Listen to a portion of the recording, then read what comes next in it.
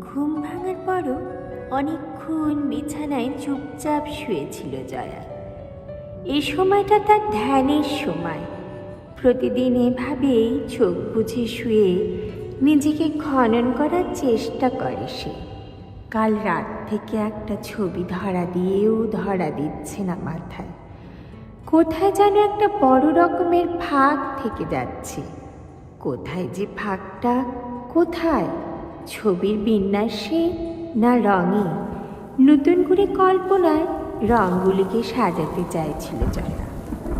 ভেতরের পাশে যে টেলিফোনটা বেজে উঠল, বাজছে, বেজেই চলছে। ঘোর অন্যমনস্কতায় জয়ার প্রথমটা মনে হলো বাইরের দরজার কলিং বেল বাজাচ্ছে কেউ।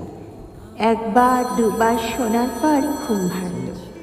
এত সকালে কে ডাকছে টেলিফোনে?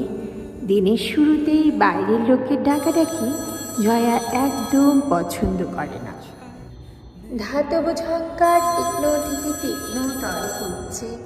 ফোনটা কেউ ধরছে না কেন? শুধু গেল কোথায়? বিরক্ত মুখে জয়া বিছানায় উঠে বসল।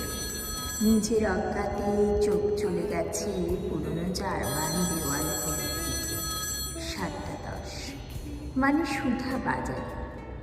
সকালে কেউ বিছানা ছেড়ে ওঠার আগে বাড়ির বাজার সেরে ফেলে সুধা।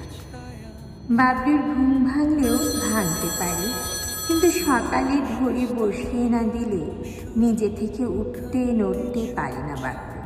আর বৃষ্টি তো উঠবেই না। শাড়ির আঁচল গুছিয়ে নিয়ে জয়া ঘর থেকে বেরিয়ে এলো। যথেষ্ট বিরস মুখে রিসিভার তুলেছে। হ্যালো। ও প্রান্তে মুহূর্তের জন্য নীরব। মুহূর্ত পরে স্বর ফুটল। আমি সুবীর বলছি।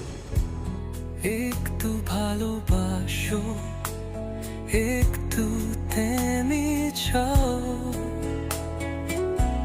আছে